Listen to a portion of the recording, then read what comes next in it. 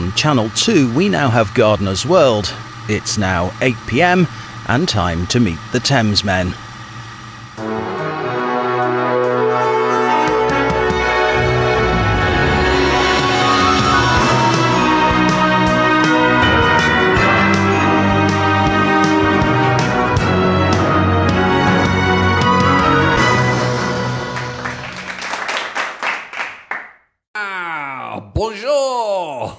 Bonjour, comment ça va? Oui, à toi. Où est la Thamesmen ici?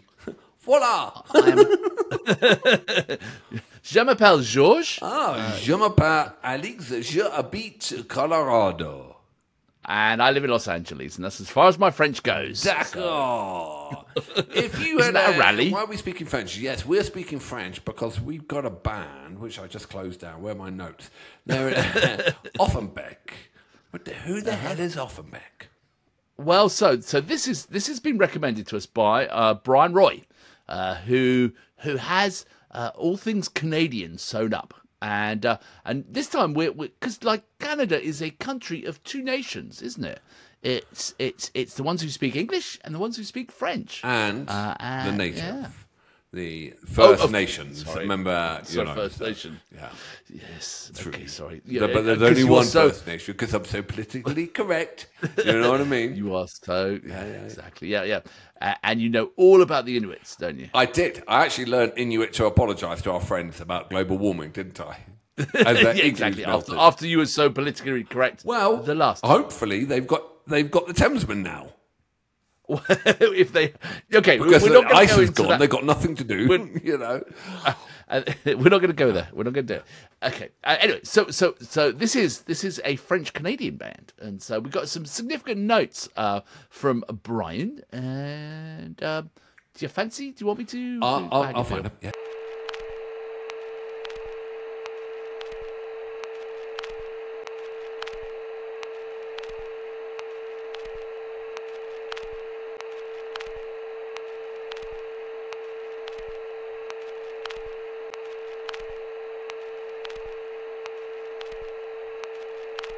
I'll find it. Well, first of all, how do you pronounce it? Well, Offenbach, I think. The name of the song. Je l'assine ben. I know it so well.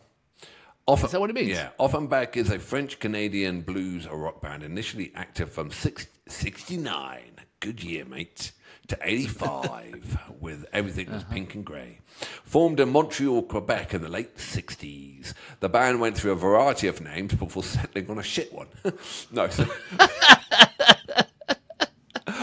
Went through a variety of names before settling on Offenbach in 70. I'll stop there. Jethro Tull. Jethro. This is absolutely serious. Jethro Tull was so shit they would change their name every gig. The only reason they got stuck with Jethro Tull is someone quite liked him in that gig, so they kept their name. Offenbach toured extensively from the 70s up to the 80s. They became very popular in French-speaking Canada.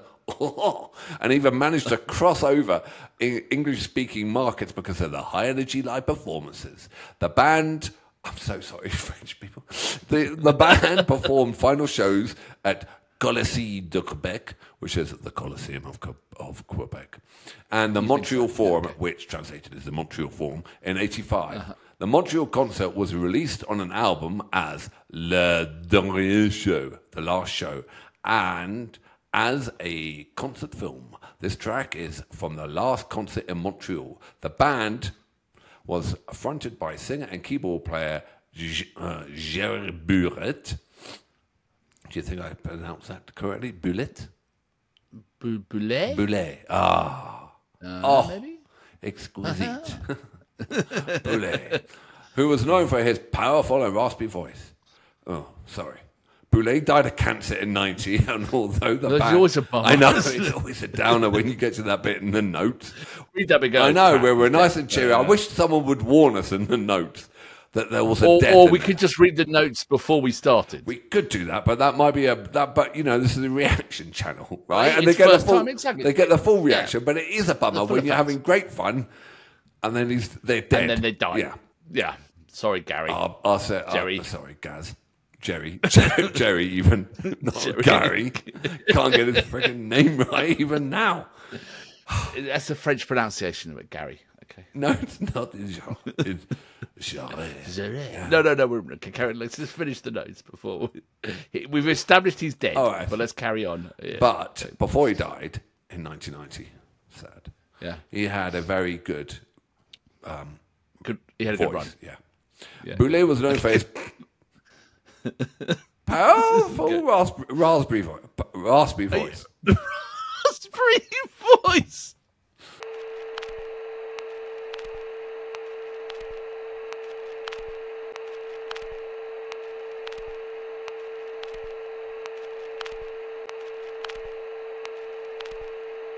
I think You did those notes a lot of justice. I did. It's professionalism like this that make people come back more and more.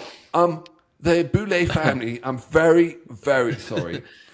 I wasn't pre-warned of his demise in the notes before, and I think we should have a new thing. Like if it's like red. a flag or something like that. Be warned, you're going to be running into less than optimal situations. Yes. So don't go in all too chirpy. Don't be too happy about it, as you know. Okay. I'm like a canary down a World War I mine, really, aren't I? 1 minute I'm all singing, next minute with my raspberry voice. Right, so raspberry voices. I know him so well by Offenbach, who a good name band. Okay, are you ready? Do you remember? Just what I remember, just quickly before we start. Do you remember there was a show? What was that? If anyone remembers this reference, I'd like to get it filled in again because I only know part of it. Do you remember that show which was Bad News, or it was like it was this comedy duo in England, and there was one line in it where there's this girl who was a bit creepy, and her name was Helen Back, and she had this joke where she was Helen Back, she, like went to hell and back. Anyway, doesn't matter. Offenbach. Let's get on with the Offenbach chat, shall we? No, George. I don't think anyone would do that. All right, Helen but Back. I'm glad you brought it down to earth. All right, I know it so well, but Offenbach. Are you ready? I do apologise to the Boulay family. 3, 2, 1, boom.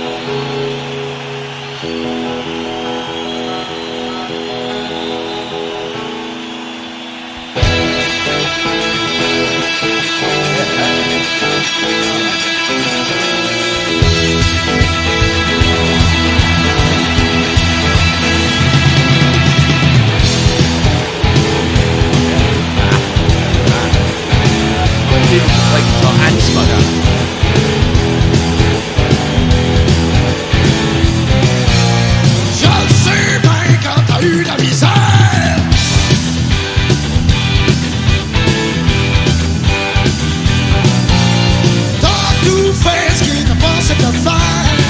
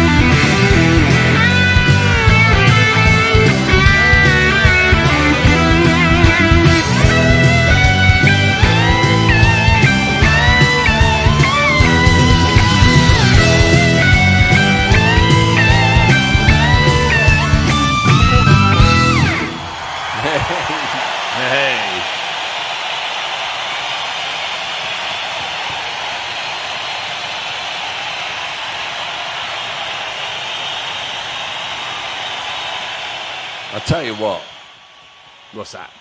the Canadians are very polite. It was the most polite guitar solo walking down the middle of the aisle I've ever seen. Well, that was it. I mean, where I come from, Reading, he would have gone about 8 yards in and someone had nicked that guitar. He would be. I mean, his medieval tweed suit would have gone and his pixie boots, and then the guitar. He would have within about 8 seconds. He would have been stark naked. I think the 80s have got a lot to answer for in terms of fashion and things like that. You know, it was a difficult time for fashion designers. I don't know. It wasn't. The person to blame is Richie Blackmore. Because there he is, and the greatest, one of the greatest guitarists. And it's no bullshit. He's gone full medieval. He has, and he's got the whole. He's got the tunic, and he's got the boots that go up like that. He's gone full medieval, hawk and everything. Well, I mean, Jethro Tull followed that path quite successfully, as we mentioned them as well. You know, so yeah. Anyway, but we're here for Offenbach. Yes. So, what do you think, sir?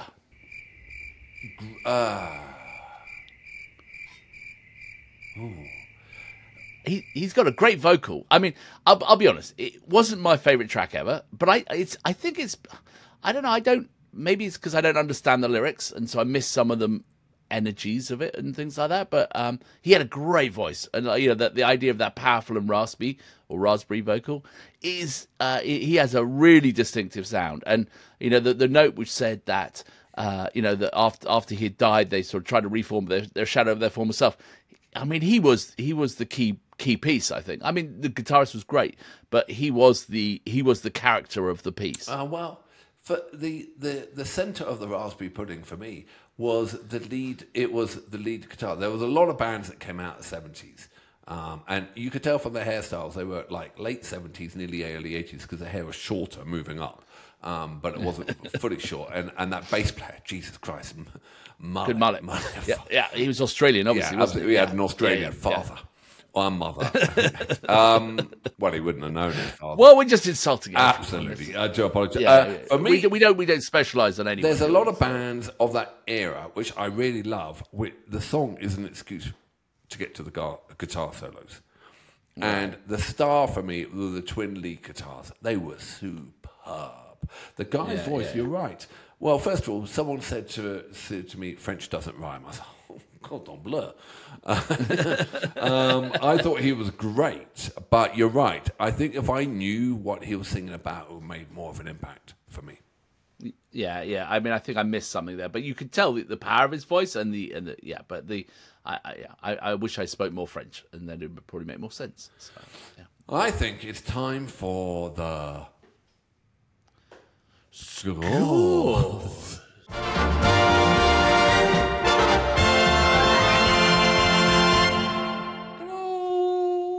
Right. Okay. So you threw me out there first on the laser scoreboard with the last band. So I'm going to do the favour to you. Okay, excellent. So, for those who don't know, just a quick update. We have a laser scoreboard Mark III, and we both score from 0 to 10, and then they go up the board. And when we fill up the board, we wipe it down and we start again. So, and someone said we've got to have permanently up the highest one, which was Leonard Skinner at 19.8 or something. Nothing's permanent. Yeah, but that should always be the mark, Leonard. What you're trying to hit is we just know sort of like. Conceptually, Leonard Skinner is like the top. No. We haven't found the bottom yet. No, we should always keep the top and the bottom on any scoreboard. No, maybe we should do them all. Anyway, let's move on. What do you think to I Know It So Well? Offenbach.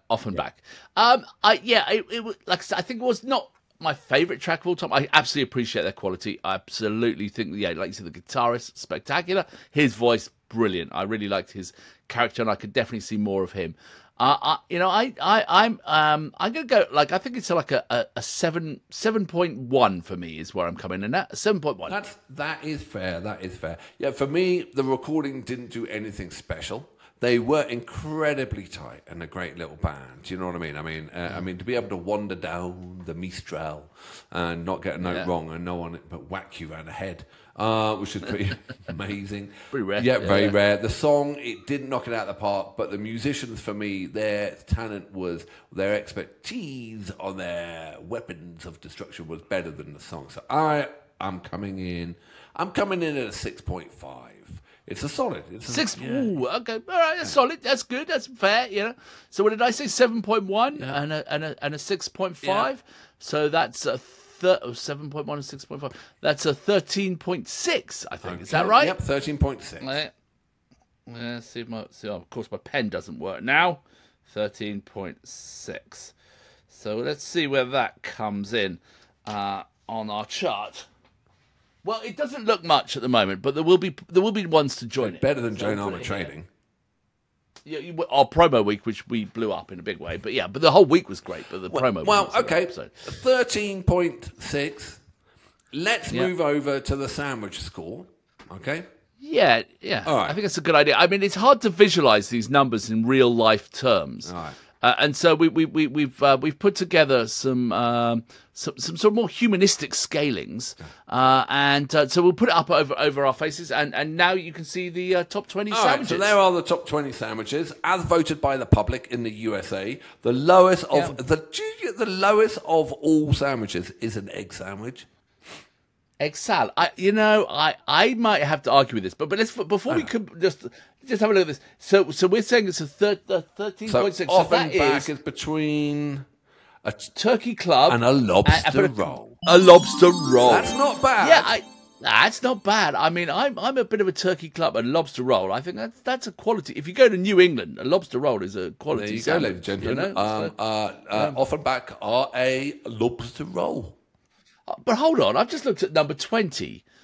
Bacon, egg, cheese is the top sandwich. Yeah. Who the hell? Bacon, egg, and cheese? It's American, isn't it? So first of all, Americans eat a lot, okay? So they have many ingredients here. Bacon you can't argue with, right? Uh-huh. And Americans put cheese on everything, right? Uh-huh. They do. Yeah. And with an egg. Well, bacon makes things better. Yeah, but if egg salad's the worst, how can you have a bacon egg? I think there's a mistake here. That's not. These are the top 10 sandwiches in the world. Actually, I don't make the shit Marmite up on that list. For me personally, a croque monsieur, which would have been more apt for this band, or croque madame, are much greater than a bacon egg cheese. Okay. I think we've taken the show to a new height. We have. Okay. Anyway, enough with the. Yeah. Wow. Jesus Christ. Yeah, I really do think we've pushed out everything on this one. I do apologise to the Boulay family and, for the messing the words up, but at least... Thank you, Brian, for helping us out here. And, it's all in good jest. Yes. This is never going to come out, is it? This is the messiest. I know. I'll see you on the flip side. Au revoir. Au revoir.